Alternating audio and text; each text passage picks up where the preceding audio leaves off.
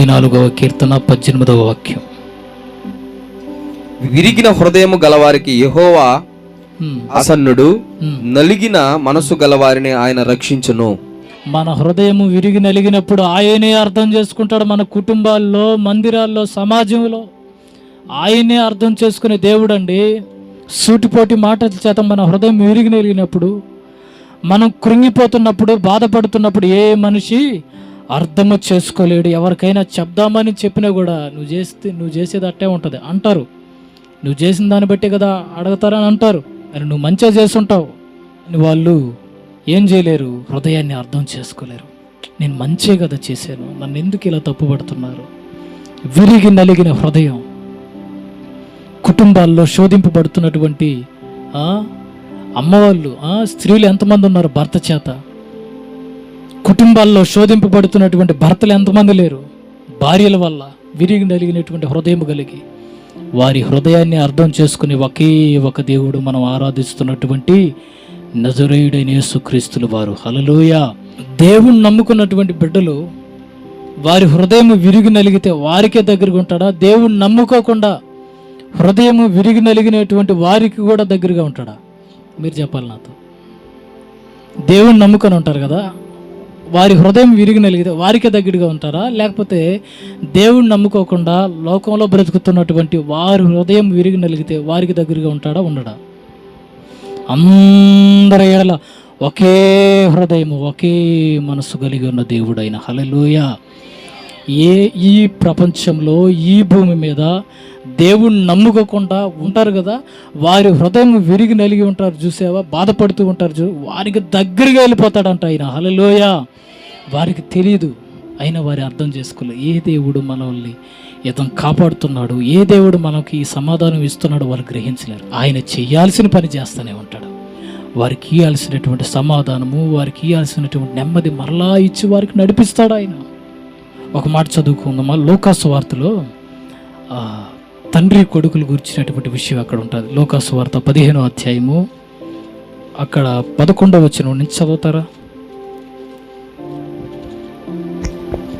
మరియు ఆయన ఇట్లా నేను ఒక మనుషునికి 2 కుమారులుండిరి. వారిలో చిన్నవాడు, తండ్రి, ఆస్తిలో నాకు వచ్చు భాగం ఇవ్వమని తన తండ్రిని అడుగగా అతడు వారికి ఆస్తిని పంచిపెట్టెను.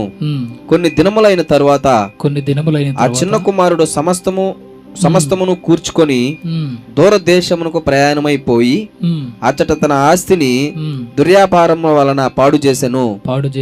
అదంతయు ఖర్చు చేసిన తర్వాత ఆ దేశమందు గొప్ప కరువు రాగా అతను ఇబ్బంది పడసాగి వెళ్ళి ఆ దేశస్థులో ఒకని చెంత చేరెను. అతడు పందులను మేపుటకు తన పొలంలోనికి వానిని పంపెను.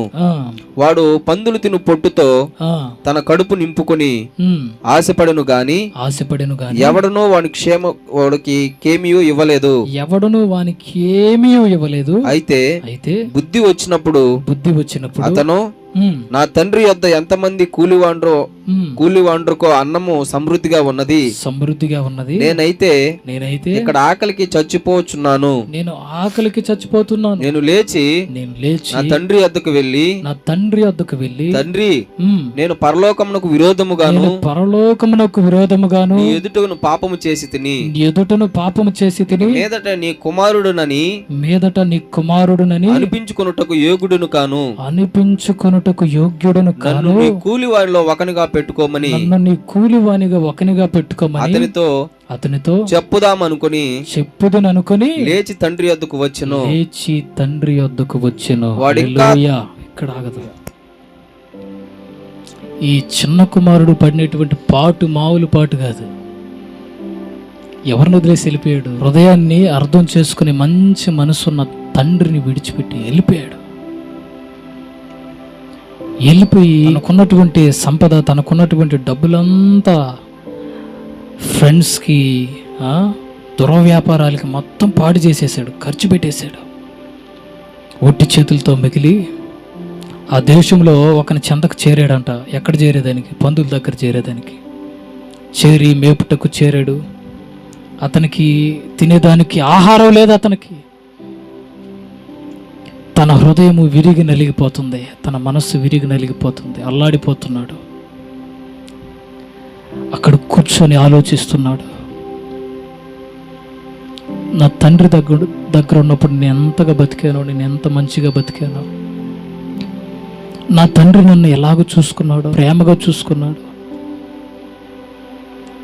నా తండ్రి ఇంటిలో సమృద్ధిగా ఉంటుంది అన్నాం, విరిగి నలిగిపోతుంది. ఈ విషయాలన్నీ ఆలోచన చేస్తున్నప్పుడు చిన్న కుమారుడు హృదయం విరిగి నలిగిపోతూ ఉంది, మెత్తని హృదయంగా మార్చబడిపోతుంది. ఈ చిన్న కుమారుడు ఏమనుకున్నాడంట, లేచి తన తండ్రి వద్దకు వెళ్ళి, తండ్రి, నేను పరలోకమునకు విరోధముగాను నీ ఎదుటను పాపం చేసి తిని ఇక మీదట నీ కుమారుడినని అనిపించుటకు యోగ్యుడును కాను అని ఎవరిలో నుంచి వస్తుందయ్యా ఈ మాట? విరిగి నలిగిన వారి హృదయములో నుండి ఈ మాటలు వస్తాయి. ఎవరి కఠినమైన హృదయాల్లో నుంచి మాటలు రావు, విరిగి నలిగి ఉంటారు కదా, వారి హృదయములో నుండి మాటలు వస్తాయి. అదే అంటున్నాడు చిన్న కుమారుడు. తన తప్పు తెలుసుకున్నాడు, విరిగి నలిగిన హృదయముతో తండ్రి దగ్గరకు వచ్చాడు. ఆ తండ్రి ఎవరయ్యా అంటే త్రోసివేసేటువంటి తండ్రి కాదాయనా. ఇప్పుడు మనుషులు ఎలా ఉన్నారయ్యా అంటే, ఏదైనా తప్పు చేసి తల్లుల దగ్గరికి వెళ్తే వాళ్ళు ఏం చేస్తున్నారు, ఇప్పుడు నువ్వు నా కొడుకువే కాదు, పోరా, ఎక్కడైనా సాగు బోరపోయా, కూతురుని కొడుకుల్ని ఏదో పొరపాటు చేసి ఉంటారు. ఆ పొరపాటును బట్టి మా ఇంటి గడపే తొక్కకూడదు, నువ్వు నా ఇంటికి వస్తే నేను ఎక్కడో ఒక దూకి చనిపోతాను, నువ్వు నా ఇంట్లో ఉంటే నేను ఇంట్లో ఉండను. అడిగినటువంటి సందర్భాలు కూడా ఉన్నాయా లేవంటారా? తల్లిదండ్రులు అనేటువంటి మాట అండి, ఓడు కానీ మా ఇంటికి వస్తే నేను ఇంట్లో ఉండను ఒక క్షణం కూడా. కారణం ఏంటి? అర్థం చేసుకోలేనటువంటి మనస్సు మనుషులకు ఉన్నది. తండ్రి ఎలాంటి వాడు? చిన్న కుమారుడు హృదయాన్ని, విరిగి నలిగిన హృదయాన్ని అర్థం చేసుకోగలిగిన తండ్రి. తన పెద్దన్న ఉన్నాడు కదా, అన్న ఎలాంటి వాడు? కోపస్తుడు, మనిషి కాబట్టి ఏం చేయలేకపోతున్నాడు, తన తమ్ముడు హృదయం విరిగి నలిగి ఉంది కదా, ఆ హృదయాన్ని అర్థం చేసుకోలేక కోపపడుతున్నాడు. ఏంది నువ్వు తమ్ముడికి ఇలా చేస్తున్నావు, వాడు ఎలాంటి వాడో తెలిసి నీకు? ఆస్తిని ఎత్తుకుపోయి తగలబెట్టినాడు, అక్కడ పోయి తగలబెట్టి ఇక్కడికి వస్తే వాడికి పండగ చేస్తావా? మనిషి హృదయం ఇలాగనే ఆలోచిస్తుంది. మనం ఆరాధిస్తున్నటువంటి దేవుడు ఎవరయ్యా అంటే, విరిగి నలిగిన హృదయానికి ఆయన దగ్గరగా ఉన్న దేవుడు ఆయన. హల్లెలూయా. వారిని ఓదార్చి మరలా నిలబెట్టే దేవుడు ఆయన.